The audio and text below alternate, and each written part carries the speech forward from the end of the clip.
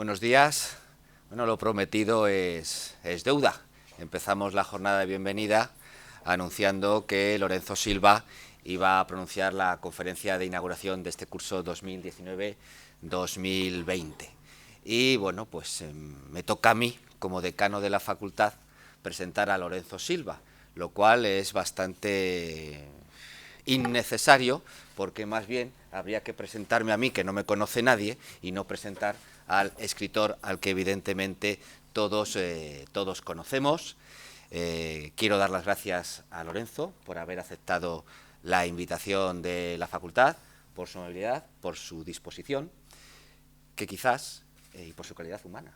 La calidad literaria ya la conocemos, pero aquí vamos a conocer también la calidad humana, que ya me habían hablado de ella, y perdona que sea tan pelota, pero he podido comprobar que es verdad y que es así. Como ya he dicho, Lorenzo Silva, novelista, los últimos años uno de los grandes escritores y de los más leídos en nuestro país y en Iberoamérica, Premio Nadal en el 2000, Premio Planeta en el 2012. ¿Qué hace aquí? ¿Por qué le hemos traído hoy a pronunciar esta conferencia de inauguración? Pues como ya he dicho al principio del curso, tenemos mucho interés, no solo que estas conferencias sean pronunciadas por personalidades relevantes de nuestra sociedad o de nuestra cultura o de nuestro ámbito profesional, sino que también sean personas, autores, investigadores, artistas como Ferrer Dalmau el año pasado, que nos den una visión de la documentación, de la biblioteconomía, de la documentación, de la archivística transversal. Que la documentación está en todas partes. Hay un archivo de la Guardia Civil, hay unos archivos policiales, hay unas fuentes de información que después los escritores saben recuperar y plasmar en esas ficciones literarias. Sé que incluso hay profesores de esta facultad que son documentalistas para escritores. No quiero decir que sea este el caso, pero sí sé que hay otros en los que hay un documentalista detrás del trabajo de una novela, de una obra de teatro y, lógicamente, también de una obra cinematográfica, si después se adapta la novela al formato del cine. En fin, Lorenzo, tienes la palabra. Te presento a los nuevos alumnos del grado en Información y Documentación y algunos de los másteres que se imparten en la facultad durante este curso. Ellos se forman para ser bibliotecarios, para ser archiveros, para ser documentalistas en las empresas y, en definitiva, para ser protagonistas de esa sociedad de la información en la que estamos inmersos desde hace algunas décadas.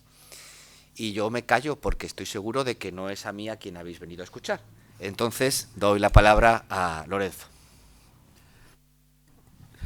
Buenos días, querido decano José Luis, gracias por la presentación y por la generosidad, aunque estas presentaciones tan generosas luego son un arma de doble filo porque hay que intentar justificarlas en la intervención y no sé si seré capaz. Bueno, podría empezar con un titular un poco espectacular, pero que contra lo que suele suceder con ese tipo de titulares es bastante cierto, ¿no? Yo podría decir que a mí una documentalista me salvó la vida. Bueno, si no la vida, por lo menos una parte importante de mi patrimonio. Eso lo voy a explicar después, ¿eh? Pero dejo aquí esta idea para lanzar un primer mensaje respecto de la importancia de la labor que os vais a formar para desarrollar, como decía el decano, no solo de cara a la conservación de la cultura, de cara a la conservación de la historia, de cara a la conservación de la información administrativa, sino para muchas profesiones, entre las que desde luego se encuentra la mía, si es que lo mío es una profesión, si es que contar cuentos y tratar de armar historias es una profesión. Para mí realmente es un juego al que me dedico desde pequeño y al que, bueno, pues he tenido la suerte, o la sociedad en la que vivo ha tenido la generosidad conmigo de permitirme seguir jugando hasta los 53 años que tengo ahora mismo, ¿no? Quería empezar la conferencia con una historia de hace mucho tiempo, una historia que me parece que es interesante para empezar a hablar del valor de las bibliotecas.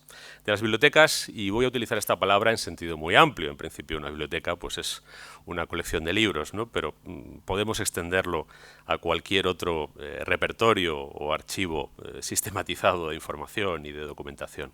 Esta historia empieza allá por mayo del año 67 a.C. En ese momento, en ese mes de mayo del año 67 a.C., Marco Tulio Cicerón le escribe, como tantas otras veces, a su buen amigo, su mejor amigo y protector, Tito Pomponio Ático. Y en mitad de la carta le dice: «No se te ocurra prometer a nadie tu biblioteca, aunque encuentres a un aficionado ansioso, pues yo estoy reservando todas mis pequeñas economías para conseguir ese consuelo de mi vejez». Poco más adelante, en agosto del 67 a.C., le vuelve a escribir Marco Tulio Cicerón a Tito Pomponio Ático y le dice: «Guárdate también de ceder tus libros a nadie. Resérvamelos como me escribes. Me domina el mayor interés por ellos, lo mismo que mi repugnancia ya por todo lo demás, que resulta increíble cuán empeorado lo encontrarás en tan breve tiempo con relación a cómo lo dejaste». Hace 2100 años también la gente se quejaba del estado de los asuntos públicos y demás, y sobre todo Marco Tulio Cicerón, que tuvo una buena intervención en la política de su tiempo. Pero bueno, es que más adelante, al año siguiente, a mitad del año 66 a.C., le vuelve a escribir otra vez y le dice: «Conserva tus libros y no desesperes de que pueda hacer los míos. Si lo consigo, supero en riquezas a Craso, un potentado romano de la época muy famoso, y desprecio las fincas y predios de todos». Bueno, las cartas de Cicerón las podemos leer casi 2100 años después de que se escribieran, porque tuvimos la suerte de que en el camino hubiera muchas personas que las conservaron. Las cartas de Cicerón se publicaron inicialmente por gestión y mediación de su amigo Ático, como se editaban los libros en Roma. Los libros en Roma eran papiros enrollados, no tenían nada que ver con lo que consideramos hoy un libro, ¿no? Eran papiros enrollados que se leían así y que se guardaban, eran un material pues delicado y que era además difícil de almacenar. Así se empezaron a publicar, y si los podemos leer hoy es porque a lo largo de los siglos ha habido personas que en distintos formatos se ocuparon de copiarlos cuando no existía la imprenta, de conservarlos, de corregirlos, de que fueran fidedignos. Uno de estos personajes es un erudito que inicialmente trabajó en York, en Inglaterra, y que luego se trasladó a la corte de Carlomagno, que lo atrajo como director de su escuela palatina y también de la biblioteca que allí estaba. Este erudito, que se llamaba Alcuino, es el responsable de que en buena medida las cartas de Cicerón no se perdieran, se copiaran en códices, en manuscritos, que después son alguna de las fuentes principales para poder conservar ese legado de Cicerón, no solo sus cartas, sino el resto de sus obras. Y no es el único personaje que a lo largo de la historia ha desempeñado ese papel fundamental. Alcuino vivió en el siglo VIII en lo que era el Imperio Romano de Occidente. En lo que era el Imperio Romano de Oriente, allá por principios del siglo XIV, en Tesalónica, vivió otro señor que se llamaba Demetrio Triclinio, del que supongo que poca gente hoy día ha oído hablar. Demetrio Triclinio es uno de los responsables de que podamos acceder a la tragedia ática, es decir, a las obras, en este caso, de Eurípides. Nada menos que la mitad de las obras de Eurípides se conservan y se copiaron a partir de un manuscrito que compiló Demetrio Triclinio. Si no fuera por él, se habría perdido la mitad de las obras de Eurípides. Un solo hombre consiguió que la mitad de ese legado fundamental para la humanidad, quien no haya leído la tragedia ática, pues se le puede decir que prácticamente todo lo que vemos en cualquier obra dramática, ya sea de teatro, ya sea de cine, ya sea de televisión, todos los arquetipos, todos los caracteres, todas las pasiones, todas las historias, todos los sentimientos, absolutamente todo, ya lo escribieron Sófocles, Eurípides y Esquilo hace más de 2500 años, pues todo ese legado, una parte importante de ese legado, nos llegó simplemente por los desvelos de un maestro, de un humilde maestro de Tesalónica que se dedicó a conservar una documentación que tuvo la suerte de encontrar, que depuró, que estudió y que analizó entendiéndola, porque el problema que tenían los que entonces se dedicaban a copiar documentos griegos en Bizancio era que no entendían la métrica griega clásica. Demetrio Triclinio supo entender la métrica griega clásica y por eso pudo depurar esos manuscritos y gracias a él tenemos esa información. Bueno, todo esto, alguien puede pensar que en el mundo en el que vivimos, en el mundo de los iPhones, de los Teslas, de los viajes exitosos o fallidos a la Luna y a Marte, puede pensar que todo esto es algo muy antiguo, puede pensar que todo esto es algo que tiene más que ver con el mundo de ayer que con el mundo de hoy.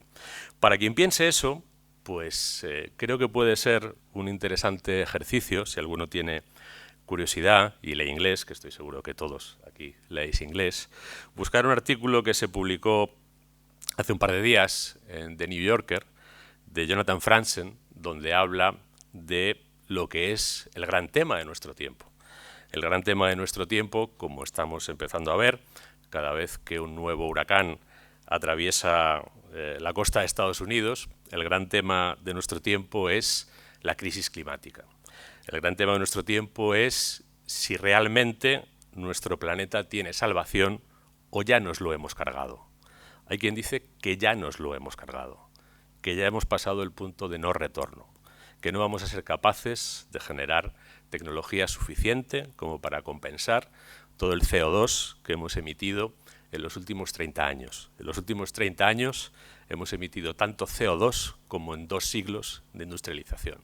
Y hay quien dice que eso ya es irreversible, que hemos hecho que el planeta cruce el umbral a partir del cual la catástrofe climática solo puede retrasarse. Bueno, esto no sé si es un pronóstico apocalíptico, no soy físico, no soy meteorólogo, lo único que puedo hacer es leer lo que físicos y meteorólogos predicen, pero cada vez más físicos y cada vez más meteorólogos están en esta tesis que, por cierto, es la que vienen sosteniendo desde hace bastantes años otros estudiosos, ¿no?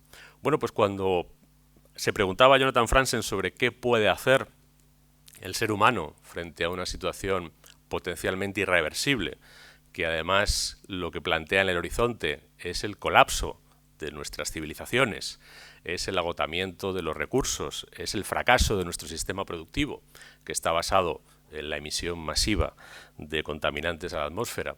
Cuando se pregunta qué puede hacer uno ante una catástrofe que, según algunos de los estudiosos, no tiene remedio y vamos a tener que convivir con ella en el horizonte, ¿a dónde vuelve Jonathan Franzen?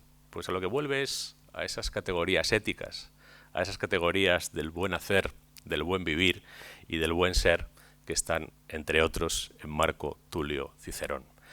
Hay últimamente una tendencia que lleva a despreciar las humanidades, a considerar que la literatura, el arte, la historia y vuestro trabajo como documentalistas estará o no, pero es muy probable que esté vinculado, entre otras cosas, con la conservación de la cultura.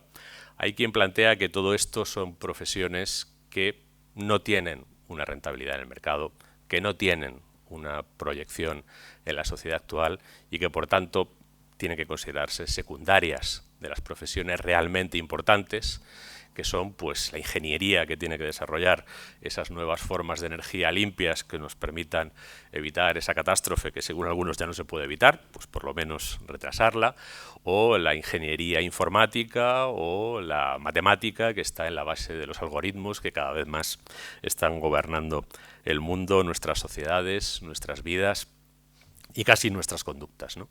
Yo creo que en ese escenario, y esto es una opinión personal, pero es una opinión personal que comparto con mucha gente, incluido con algún que otro gurú de Silicon Valley, en este momento es precisamente donde las humanidades, donde la preservación del conocimiento histórico, literario, moral, filosófico, más sentido tienen.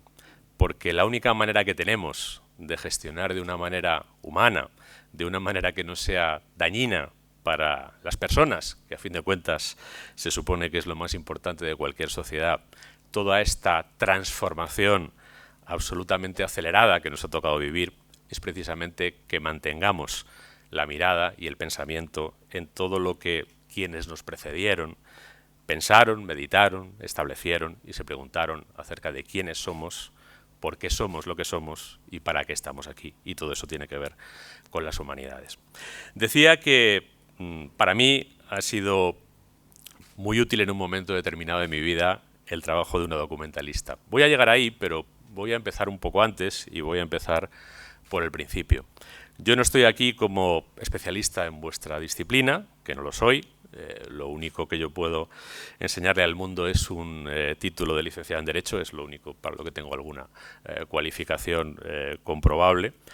Pero he sido desde muy pronto usuario de bibliotecas y de documentación, y a partir de un cierto momento, no inicialmente, he sido también constructor o generador de bibliotecas y de documentación. Tengo esas dos facetas, ¿no? Y a partir de esas dos facetas es como me gustaría dirigirme a vosotros. Como usuario de bibliotecas, yo recuerdo que empecé a serlo en un momento en el que en el lugar donde yo vivía no había biblioteca. Alguien pensará, pues, cómo se convierte en usuario de bibliotecas alguien que vive en un lugar donde no existe una biblioteca. Bueno, en mi barrio, en el barrio en el que yo crecí, que era el barrio de Cuatro Vientos, entre Carabanchel y Aluche, cerca de también otro barrio que se llama Las Águilas. En todas las zonas en las que yo me podía mover, porque Carabanchel es muy grande, no, en Carabanchel había alguna biblioteca, pero me pillaba muy lejos. En las zonas donde yo me podía mover no había ninguna biblioteca física. Pero a mi barrio venía cada 15 días un pequeño bibliobús. Un bibliobús que no tiene nada que ver con los bibliobuses que existen ahora. Era un bibliobús que no tenía el tamaño de un autobús normal, sino que era un microbús, lo que sería normalmente un microbús, donde venían, pues no sé los libros que vendrían, no sé los libros que cabrían. A lo mejor en ese bibliobús cabían 2000 libros, no creo que cupieran muchos más, ¿no?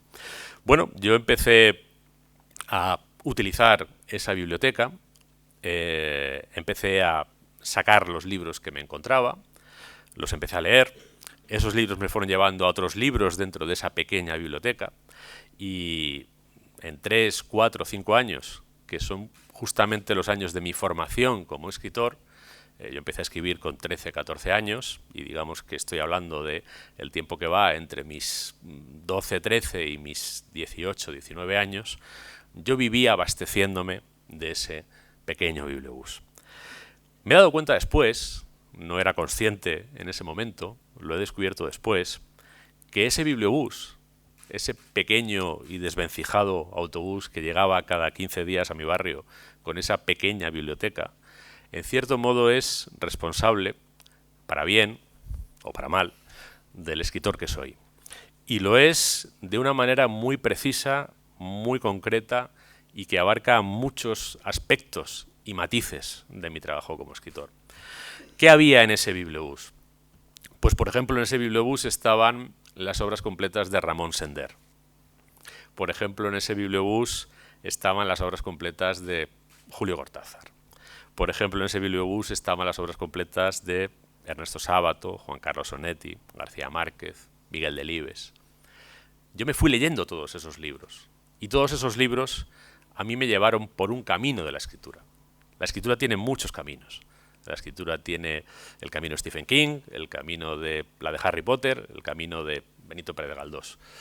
Son caminos completamente diferentes. Bueno, pues el camino que yo tomé claramente está influido por esos libros. Y analizando después de qué manera esos libros influyeron en el escritor en que yo me acabé convirtiendo, he llegado a pensar o a intentar alcanzar un concepto personal de lo que es una biblioteca. De lo que es una biblioteca frente a un simple repertorio, una simple acumulación, un simple almacén de libros. Y además creo que el concepto es interesante y pertinente en este momento en el que el libro, por un lado, sigue siendo físico, y además, como hace también un par de semanas otro artículo en The New Yorker decía, el libro físico ha sobrevivido a la extinción que se le pronosticó hace solo 10 años.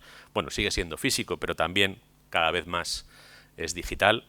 Bueno, pues, ¿qué diferencia una biblioteca de un simple almacén, de un simple repositorio o de un simple amontonamiento de títulos? Lo que hace una biblioteca es que es una colección de libros tras la que hay un empeño personal consciente, de alguien, de una persona o de varias. Y es ese empeño personal consciente lo que le da su valor y su capacidad de iluminación a una biblioteca. ¿Qué empeño personal consciente había detrás del bibliobús que me surtió de lectura a mí durante mi adolescencia? Pues supongo que el empeño personal consciente de algún funcionario de la Diputación Provincial de Madrid, entonces no existía todavía la Comunidad de Madrid, que era la responsable del servicio de bibliobuses que recorría las zonas sin biblioteca. Alguien en una oficina un día se debió sentar y decir, ¿qué libros ponemos en los bibliobuses? Bueno, yo no sé, y probablemente nunca sabré quién fue esa persona, pero no puedo estarle más agradecido.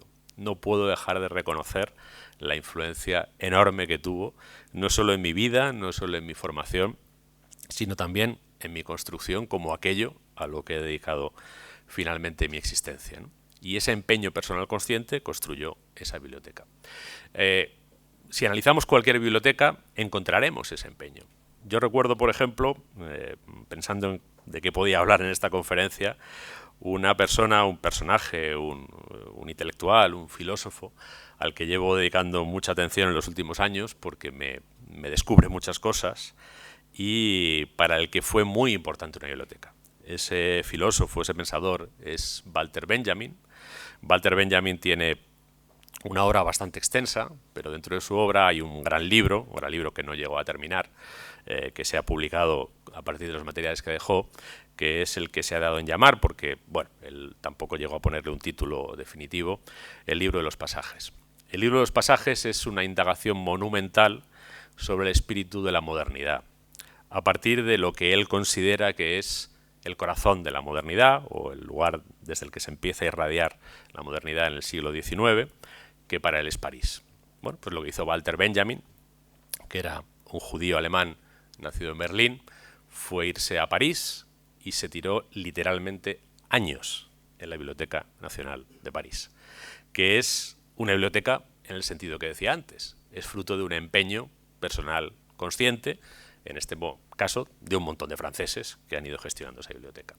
Pero esa biblioteca era el tesoro que Walter Benjamin necesitaba, porque en esa biblioteca estaba desde la gran literatura francesa hasta los almanaques de París del año 1835, donde Walter Benjamin se informaba sobre cuál era la moda de las sombrillas para las señoras, por ejemplo, que era algo que le interesaba para su libro, ¿no? Bueno, pues todo eso estaba en esa biblioteca que alguien había construido con ese empeño. Y ese libro, que es la obra magna de uno de los grandes intelectuales del siglo XX, probablemente uno de los más influyentes y uno de los que mejor ha viajado al siglo XXI por su reflexión sobre el totalitarismo, sobre la obra de arte, sobre la reproducción mecánica de la obra de arte en un famosísimo ensayo, pues en la obra de ese hombre fue vital esa biblioteca. No entenderíamos la obra de Walter Benjamin sin la Biblioteca Nacional de Francia en París. Bueno, pues ese trabajo de esos bibliotecarios yo lo he seguido encontrando después en distintas bibliotecas. Por ejemplo, recuerdo cuando hace aproximadamente, como pasa el tiempo, 20 años, yo me planteé que quería escribir una novela sobre lo que vivieron los pobres soldados españoles a los que enviaron en los años 20 del pasado siglo a combatir a una guerra colonial en el norte de África, en Marruecos. La razón que yo tenía para que me interesara esa historia, que luego he descubierto que le interesa a muy poca gente a mi alrededor, es que uno de esos pobres soldados era un señor que se llamaba Lorenzo Silva, como yo.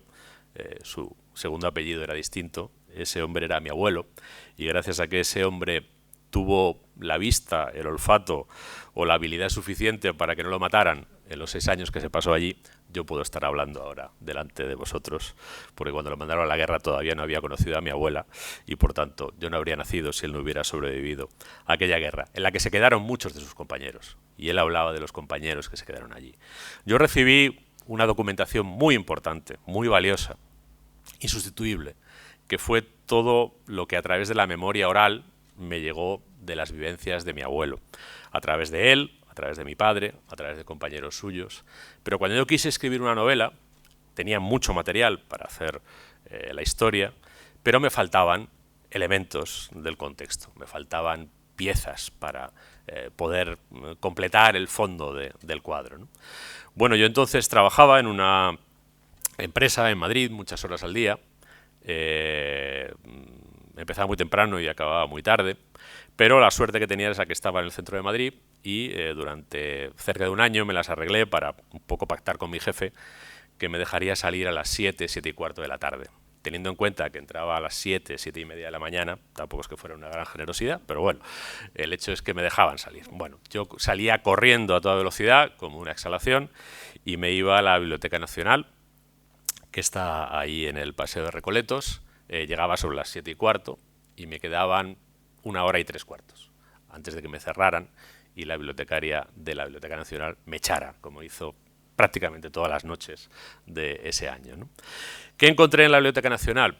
Pues en la Biblioteca Nacional encontré lo mismo que he dicho antes, una colección de libros que tenían detrás un empeño personal consciente.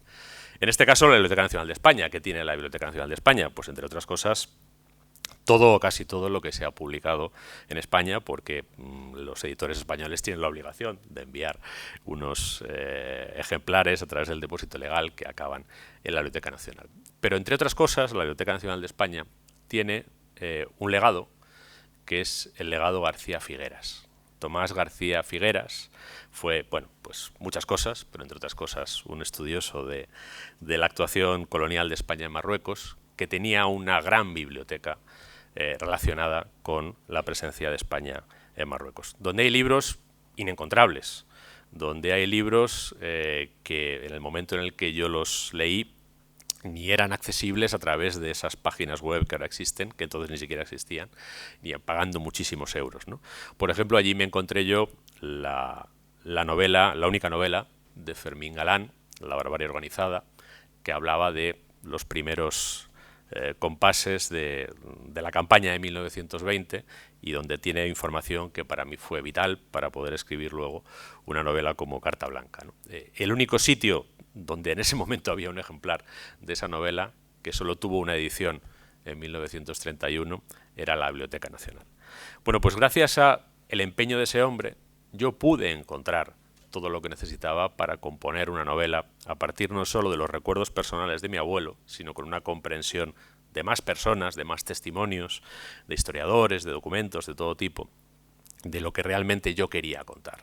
Si yo no hubiera pasado ese año ahí, podría haber contado una novela, podría haber escrito una novela que habría tenido un valor, el valor de ese testimonio que a mí me había llegado, pero se habría quedado a medio camino de donde yo quería y podía llegar, gracias a que alguien había hecho el esfuerzo de ir acumulando pacientemente esos libros, y cuando llegó el final de su vida tomó la decisión de legarlos a una institución donde pudieran ser accesibles a los demás, cosa que es muy aconsejable si alguien tiene una buena biblioteca, porque si no acaba pasando lo que ha pasado con la biblioteca de nuestro premio Nobel Santiago Ramón y Cajal, que apareció no hace muchos meses en unas cajas en el rastro tiradas por un chamarilero, ¿no? Estas son las cosas que todavía hoy pasan entre nosotros, ¿no? Si en otro país del mundo la biblioteca de un premio Nobel hubiera aparecido tirada en el suelo en un puesto callejero, no voy a decir que hubieran fusilado a alguien, pero seguramente a alguien le habría costado el cargo, ¿no? Aquí esto ha pasado con absoluta tranquilidad. Bueno, pues esa biblioteca para mí fue importante, y hay otras muchas que lo han seguido siendo, ¿no? Decía al principio que a mí una vez una documentalista me salvó la vida. No voy a demorar más revelar por qué esto es así. Y es algo que tiene que ver con uno de los, de los medios de comunicación de moda. Lo está desde hace mucho tiempo, pero ahora quizá lo está de una nueva manera, ¿no? Como es la televisión. La televisión se está convirtiendo, y va camino de convertirse, en el vehículo fundamental de las ficciones. ¿Por qué? Bueno, pues porque mucha gente no lee libros, porque la gente que lee libros quizá no lo hace en muchos casos con la intensidad de antes, porque las formas de vida facilitan el acceso a la información y la narración audiovisual, pero no propician los espacios que requiere la lectura detenida. Y al final, pues la televisión se está convirtiendo en un cauce principal para la ficción, incluso desplazando al cine tradicional, y también en un cauce y un vehículo de narración fundamental de nuestro tiempo, ¿no? Porque no solo están funcionando las ficciones en las plataformas de televisión que van proliferando, y dentro de nada vienen las que realmente serán las dos grandes, la de Disney y la de Apple, que van a venir ahora, ¿no?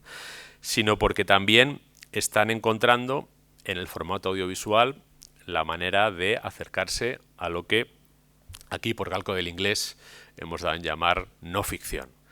Ahí está el caso de esos documentales que también están entrando en las plataformas y que se convierten en relatos de hechos que incluso tienen éxito. El documental reciente sobre Jesús Gil, el documental sobre el caso Alcácer, el documental sobre el crimen de León. Bueno, detrás de todas esas ficciones o no ficciones audiovisuales hay un gran trabajo de documentación. Hay, o debe haber, un gran trabajo de documentación. Por la cuenta que les trae a quienes hacen esos productos, más les vale tener un buen documentalista. Y yo lo puedo contar en primera persona, porque yo viví una pesadilla en la que, como os decía al principio, me salvó una documentalista. Hace unos años a mí me propusieron escribir una serie de televisión, una miniserie de televisión, sobre los últimos días de Francisco Franco Bahamonde. Sé que sois muy jóvenes, pero es un señor que seguramente os suena de algo, aunque solo sea por lo mucho que remueve en su tumba últimamente, ¿no? No solo es un personaje importante de la historia de España, sino que además esos últimos 3 meses de su vida son muy interesantes para conocer los entresijos de nuestro país, los entresijos de nuestra actual democracia, y también el efecto de esa guerra civil que sigue siendo el acontecimiento central de nuestra historia contemporánea, ¿no? Es un personaje que no lo voy a juzgar, porque no es mi trabajo ni mi oficio, pero es un personaje que tiene muchas aristas, es un personaje que en ese momento terminal de su vida es especialmente interesante, y que en esos 3 meses, pues probablemente muestra de una manera especial quién y cómo fue, ¿no? Por cierto, contrariando algunos de los tópicos que existen sobre él.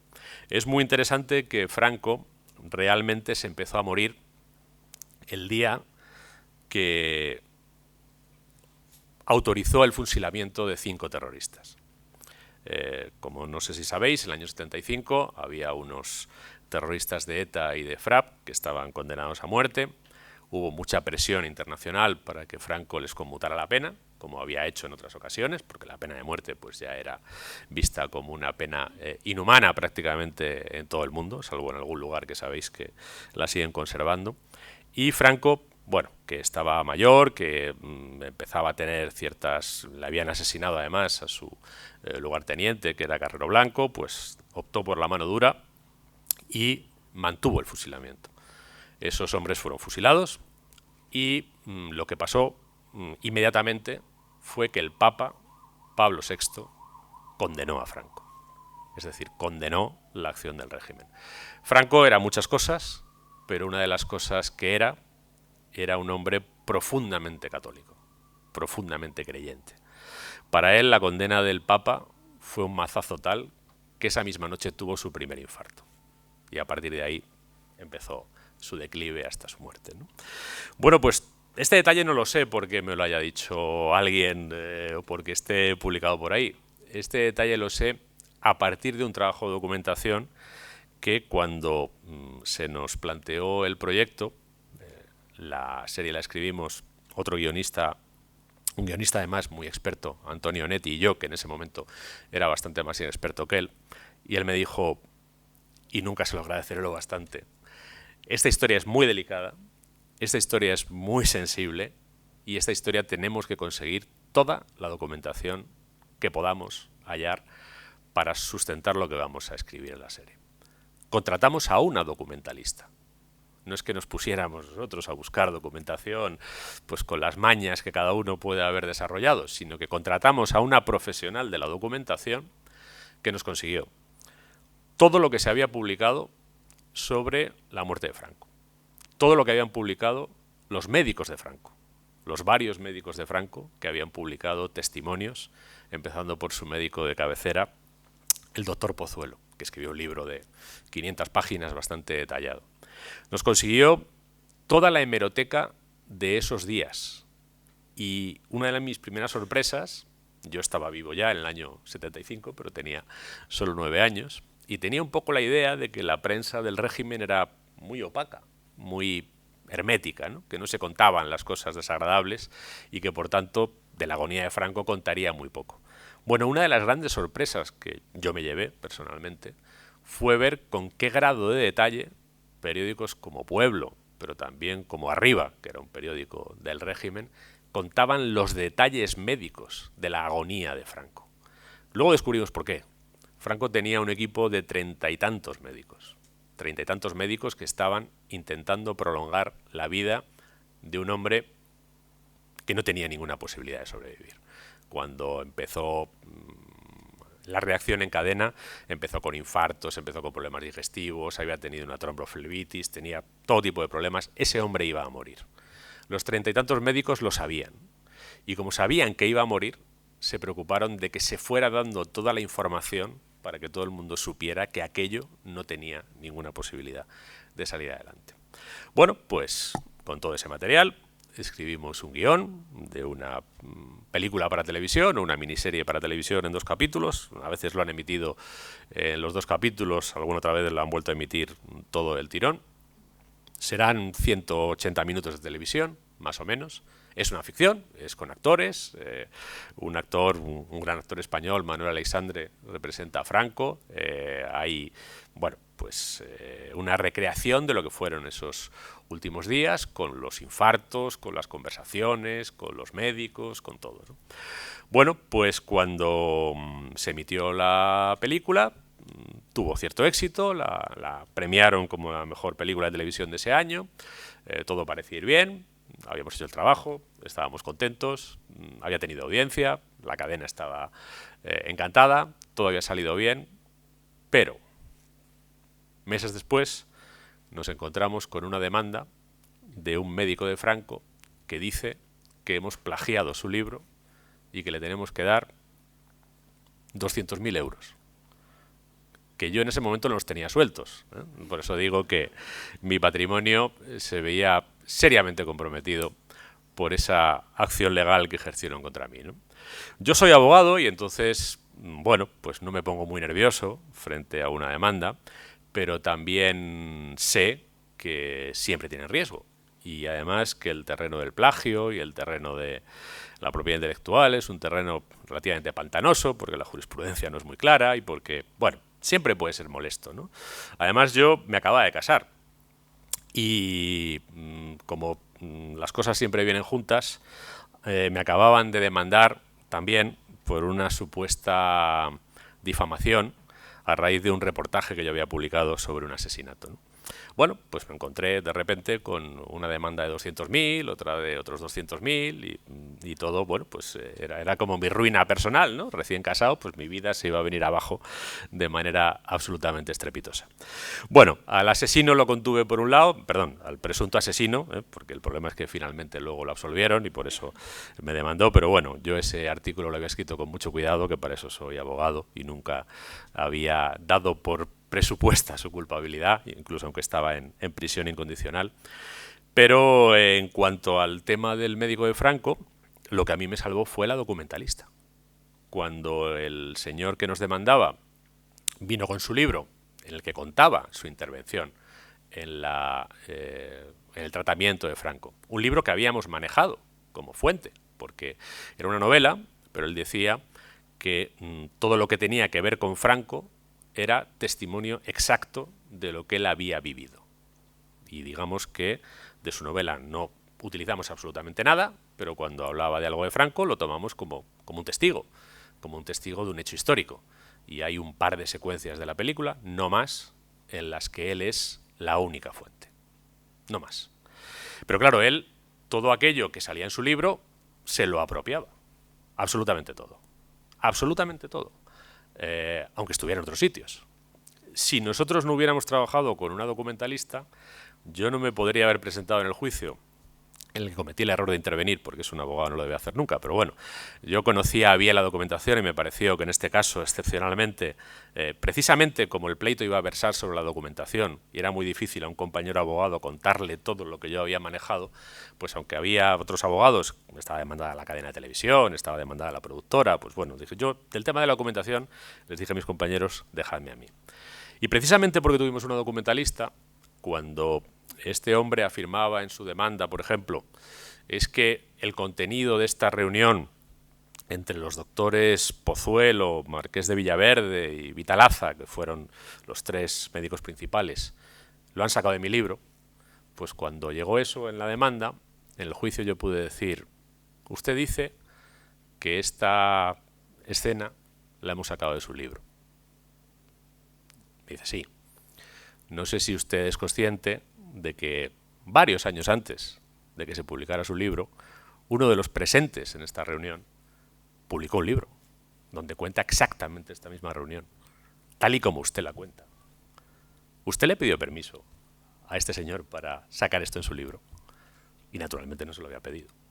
Bueno, gracias a que tuvimos un buen trabajo de documentación, pudimos ganar el pleito en primera instancia de tal manera que este hombre, que venía cegado por los 200.000 euros que iba a ganar, ni siquiera recurrió.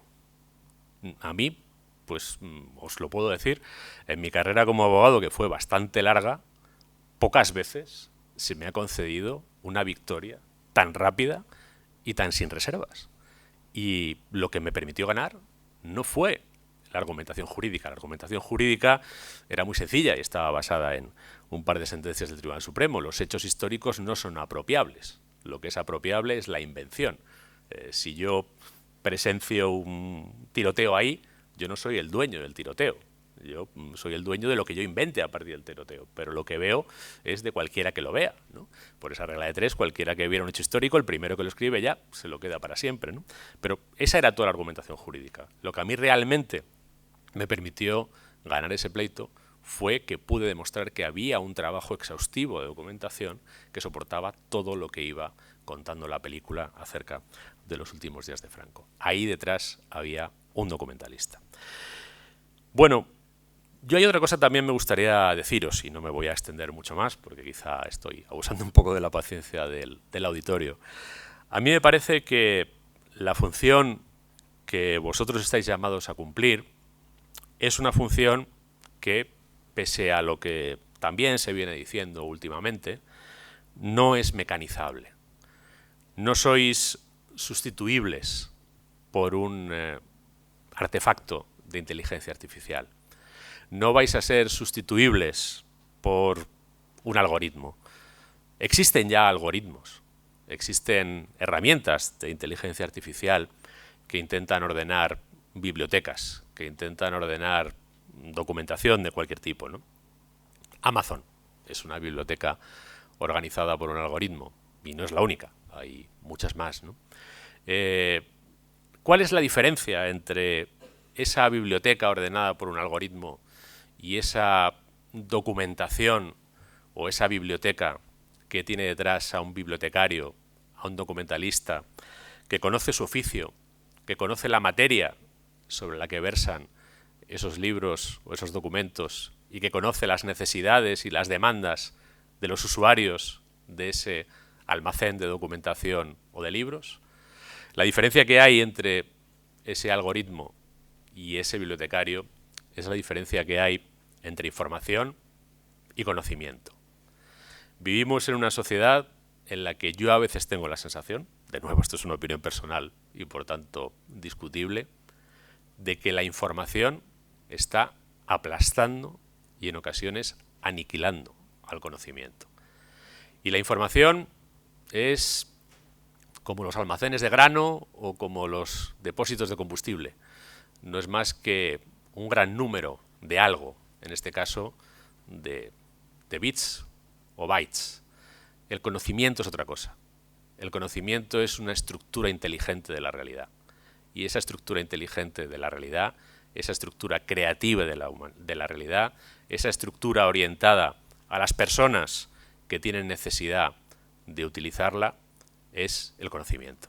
Y el conocimiento lo construyen, lo estructuran, lo articulan, lo preservan, lo administran, lo transmiten, lo gestionan las personas. Una máquina lo que hace es suposiciones a partir de lo que le han metido dentro. Y no sé si lo conocéis, pero si no os lo recomiendo. Además se acaba de traducir recientemente al castellano un libro que se llama en inglés Weapons of Math Destruction, que es armas de destrucción matemática. La autora es una matemática, precisamente, experta en algoritmos, y que lo que viene a hacer es criticar esa herramienta poderosísima que han creado los de su gremio. Y lo que hace también es desmitificarla.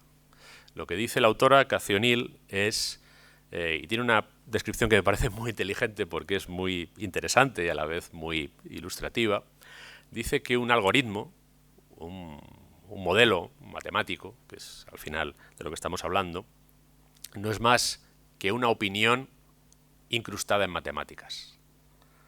Incrusta otra opinión y el algoritmo te dará otros resultados. Si la opinión es simple, los resultados del algoritmo serán simples. Si la opinión es perversa, los resultados del algoritmo serán perversos. Si la opinión es absurda, los resultados del algoritmo serán absurdos. Si la opinión es impremeditada, los resultados del algoritmo serán catastróficos. Y pone varios ejemplos de algoritmos que se han utilizado para gestionar cosas tan sensibles como la educación o las cárceles en Estados Unidos, que han causado efectos catastróficos, porque alguien se ha olvidado de que hay una opinión humana al principio y que el modelo matemático simplemente la amplifica hasta el desastre cuando la opinión es disparatada, ¿no? Bueno, pues para contrarrestar ese efecto es para lo que hace falta que queden reductos del conocimiento. Y esos reductos del conocimiento seguirán estando en las bibliotecas, seguirán estando en los archivos. Muchas no serán de papel, muchas seguirán siendo de papel. Y cuando una biblioteca o un archivo es de papel, te encuentras con algo que creo que tampoco deberíamos perder, porque a veces tengo la sensación de que estamos perdiendo la conexión con algo que es muy humano, que es lo más humano de todo, que es la emoción. Y yo os puedo poner un ejemplo personal también de mi trabajo como usuario de documentación, que es la experiencia que tuve escribiendo un libro sobre una persona que murió trágicamente, vamos, para decirlo todo, murió fusilado en el año 39. Uno de los trabajos que yo hice fue acercarme al archivo, en este caso un archivo judicial militar, el archivo del Tribunal Militar Territorial de Barcelona, que es donde se guarda este documento, y accedí a los autos del Consejo de Guerra en el que se condenó a muerte a este hombre. En los autos están las actuaciones judiciales, las demandas, los escritos de la acusación, el escrito de la defensa, los trámites que se hicieron, los testigos. Pero hay también documentos estremecedores, documentos donde está la emoción humana de la historia. Os podría decir 20, pero no me voy a alargar mucho, solo voy a decir 2. Un documento estremecedor es el pliego de descargos de este hombre, al que someten a un juicio que es una farsa. Él está fusilado de antemano. Eso es una pantomima, ni siquiera tiene las más mínimas garantías procesales, ¿no? Pero este hombre al que van a fusilar, pese a todo, siente la necesidad de defender su buen nombre, de defender su honor y de defender su integridad. Y lo hace de la única manera en que puede hacerlo. Lo único que tiene son unas pequeñas cuartillas en las que pone algo así como Departamento Penitenciario de la Generalitat de Cataluña. Es decir, los papeles que están en la cárcel, que todavía son de la Generalitat, aunque ya la Generalitat ha sido abolida, ¿no? Entonces el hombre, en esas cuartillitas, tacha lo de Generalitat de Cataluña, porque sabe que no va a ser del gusto de sus verdugos, y a lápiz, que es lo único que le dejan, cuenta todo lo que hizo y por qué lo hizo. Yo puedo ver una imagen escaneada de esas cuartillas. De hecho la tengo, porque me fui con un iPhone y fui fotografiando todas, ¿no? Puedo volver a leerlo todo, ¿no? en su caligrafía. Pero la sensación que yo tuve al tocar esas cuartillas que había escrito un hombre para intentar salvarse de la muerte pocos días antes de que lo fusilaran, sabiendo que además no le iba a servir de nada, realmente esa emoción está ahí, está en esa cuartilla de papel de la Generalitat de Cataluña ya abolida, escrita a lápiz, ¿no? Y hay otro documento que es estremecedor, que es el documento en el que tanto este hombre como uno de sus subordinados se dan por enterados de que los han condenado a muerte y los van a fusilar. Y entonces tú ves un documento frío donde dice notifíquese al reo, pam, pum, pam, pam, pam, y entonces está la notificación del secretario del Tribunal Militar y debajo la firma del hombre al que van a fusilar. Y las dos firmas son estremecedoras. La firma del personaje que era el protagonista de mi historia, por lo firme que es. Yo no sé vosotros, pero yo lo pensaba, digo, si a mí me notifican mi sentencia de muerte, yo, ¿cómo demonios firmaría eso? ¿Me saldría la letra? ¿Me saldría algo? Pues ahí tienes una caligrafía perfecta firmando el enterado de que lo van a fusilar. Y más estremecedor es su segundo, que con una firma exactamente igual de firme, pero además con un montón de arabescos, antes de poner su firma, dice, hágase en mí la divina voluntad. También lo tengo escaneado, pero no es lo mismo que ver esa hoja. Esa hoja, en cierto modo, preserva algo de esos hombres, algo de lo que fueron, de lo que vivieron, y que explica también lo que somos, y que si no lo sabemos desde el plano de la información, pero también desde el plano del conocimiento, pero también desde el plano de la emoción, ni lo entendemos ni lo entenderemos nunca. Creo que para eso estáis aquí y deseo que vuestro camino sea largo y fructífero. Muchas gracias.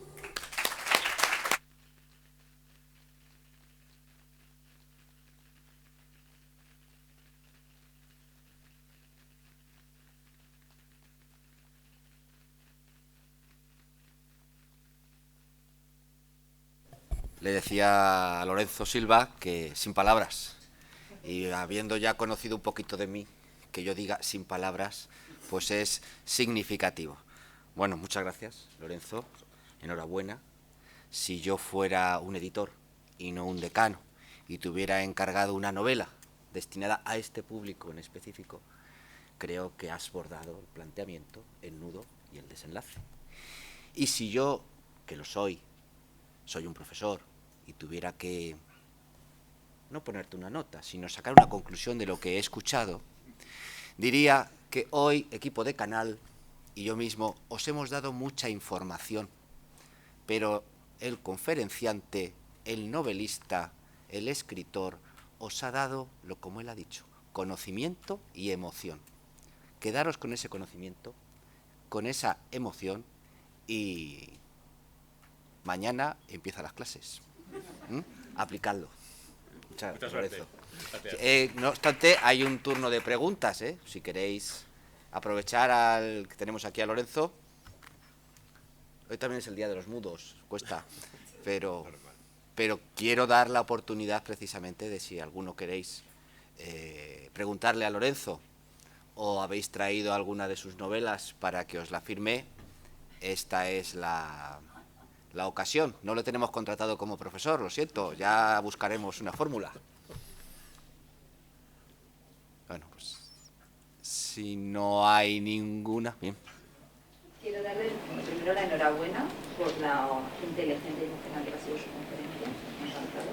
Y quería preguntarle cómo puedo formarse una persona para ser escritor, aparte de leer mucho, ¿qué formación puede ser? Y de tener un buen documentalista, Insisto mucho en lo del documentalista porque además yo últimamente estoy viendo algunas cosas que me están haciendo sufrir por sus autores, ¿eh? Cuando uno entra en según qué materias, son materias muy delicadas y sobre todo la televisión tiene un gran inconveniente que no tiene quizá tanto la literatura, ¿no? De hecho, a mí me llamó la atención que llevando mucho tiempo escribiendo literatura me demandaran por hacer una serie de televisión. Yo he escrito sobre muchos temas y me he metido en muchos charcos. Y sin embargo, mi primera demanda fue por una serie de televisión. Y fue por eso que llaman los anglosajones shoot the deepest pocket, es decir, demanda al bolsillo más profundo. En las televisiones hay pasta. Entonces, el que quiere pasta se siente más estimulado, ¿no? Y realmente yo veo últimamente series que tienen que ver con historias reales. Algunas las conozco, porque las he conocido o bien por el trabajo que he hecho como escritor o por el trabajo periodístico que hago y tengo buenas fuentes y a veces veo asunciones y apreciaciones y afirmaciones muy complicadas, ¿no? Digamos que la ficción es fácil, la ficción siempre que tú pongas un cartel, esto es una ficción y demás, ¿no? Yo veía el otro día la película que ha hecho Sorrentino sobre Silvio Berlusconi, que es demoledora, pero bueno, él pone un letrero y dice, esto es una ficción, yo me lo he inventado y a mí nadie me lea esto como un reflejo fidedigno. Pero hay documentales que algunos los he visto y digo, oye, aquí habría que tener un poquito más de cuidado, ¿no? Y creo que hay un campo importante ahí. Hay un campo importante porque yo estoy trabajando también en un par de series con alguna plataforma internacional y, por ejemplo, no puedo decir cuál, pero una de las cosas que a mí me han puesto para firmar es un documento en el que todo lo que tiene que ver con hechos reales señalemos cuál es el documento, cuál es la base documental que tenemos, ¿eh? Estoy hablando de una de esas plataformas que hace las series estas que ve todo el mundo, ¿no? O sea que hay trabajo ahí para un documentalista también, ¿no? En cuanto a lo que es un escritor, ¿cómo se hace un escritor o cómo se forma un escritor? Pues no sé si, haciendo una respuesta así más humorística que seria, no sé si con mucho cuidado o con mucha imprudencia, ¿no? Porque realmente... lo decía antes, yo no sé si esto es una profesión o es un oficio. Para mí lo es, porque yo le dedico todo el tiempo de mi vida desde hace bastantes años, ¿no? Pero no tengo la sensación de que exista una manera canónica, desde luego no existe una manera arreglada, y tampoco existe una manera canónica de aprender a escribir literatura. De aprender a escribir cine o de aprender a escribir televisión, sí parece que la hay, pero la hay en lo accesorio. Es decir, al final lo que te enseña en una escuela de cine es, cómo tienes que describir una secuencia para que luego se pueda rodar, qué información tienes que dar en el guión para que eso sirva de cara a la producción, ¿no? Pero no te dicen si el chico debe besar a la chica o pegarle un guantazo. Eso lo tienes que decidir tú. Y además es una decisión que tomas por intuición, no hay una regla, ¿no? A lo mejor lo que en unas películas es un disparate, en otras es precisamente lo que debes hacer, ¿no? Y yo, mi aprendizaje ha sido mi camino de toda la vida. Yo creo que mi aprendizaje está formado por todo lo que he leído, por todo lo que he vivido, por todos los trabajos que he tenido, tan diferentes y tan lejanos de la literatura, muchas veces como la auditoría de cuentas, que creo que es el trabajo que he tenido más lejano de la literatura, y en el que sin embargo aprendí mucho sobre cómo funciona una empresa, sobre cómo funcionan las relaciones de poder y de sumisión entre las personas, sobre cómo la gente se relaciona con la verdad y la mentira. Al final el auditor de cuentas tiene que ver si unas cuentas de una sociedad son fidedignas o están encubriendo algo, ¿no? Pues eso a mí me enseñó mucho como novelista también, ¿no? Me ha enseñado mucho los lugares en los que he vivido, que han sido fundamentalmente en Madrid, pero también he vivido fuera de Madrid y eso me ha enseñado muchas cosas. Me han enseñado todos los viajes que he hecho y cuanto más distinto era el lugar al que viajaba y cuanto menos de placer era el viaje, más aprendía. Yo he viajado muchísimo por trabajo, que es algo que para mucha gente es una penalidad y en parte es una penalidad. Pero aprendes mucho más cuando vas a un lugar a trabajar. y tienes que trabajar con gente del lugar, que cuando vas a un resort y cuando vas a ver el museo y cuando vas a ver la obra de teatro que ponen en el lugar ¿no? Y todo eso, al final, es la suma de experiencias, y yo creo que también son muy importantes, o principalmente hay 3 habilidades, por llamarlas así, ¿no? O 3 competencias, o como se llame ahora, ¿no?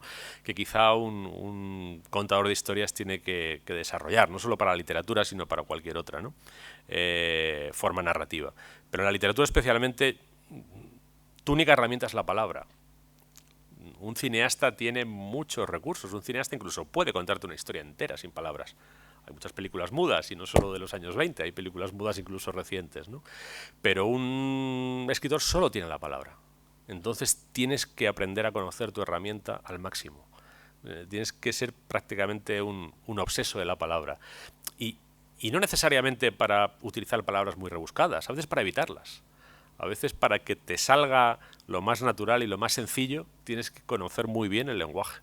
Y el lenguaje solo se conoce leyendo, no conozco ninguna otra manera, ¿eh? No hay ninguna otra forma, ¿no? Pero yo creo que un contador de historias tiene que ser alguien que desarrolle especialmente otras 2 habilidades que creo que están un poco olvidadas, ¿no? Porque la primera es la observación. La sociedad en la que vivimos nos convierte a todos en mirones, pero mirar no es observar. Observar es otra cosa. Y observar a veces es mirar lo que no pide ser mirado. Es mirar lo que nadie mira. Es mirar lo que parece que no habría que mirar. Eso es observar. Y la otra habilidad, que yo creo que la estamos perdiendo muchísimo, y así nos va como nos va en tantas cosas, a escala nacional y planetaria, es la escucha. Yo, lo mejor, si yo analizo mis libros, intento ser objetivo, lo más valioso que hay en mis libros lo he escuchado a otras personas. Personas a cuya experiencia, que para mí en muchos casos era inasequible, porque no se puede viajar en el tiempo, entre otras cosas, yo he podido acceder a través de la escucha. Y la escucha es algo más que prestar atención a lo que te dicen. En la escucha es propiciar que la gente te diga cosas. Y cuanto más delicada es una historia, más difícil es propiciar que la gente te la cuente. Y eso a mí me parece fundamental. Porque el escritor que solo tiene su propio mundo, su propio cuarto, su propia mirada, sus propias lecturas, eso lo decía P.D. James, tiene para 1, 2, 3, estirando mucho 4 novelas. Se acabó. Ya no hay más que contar. Si es que cada uno de nosotros, tomados de uno en uno, somos como polvo, no somos nada, ¿no? Que decía el poeta, ¿no? Es muy poquita cosa. Tú solo puedes contar algo si puedes acceder a la vivencia de los demás.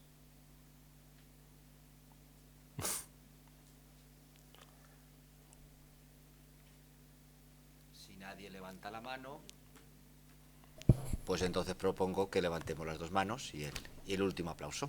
Muy bien, muchas gracias.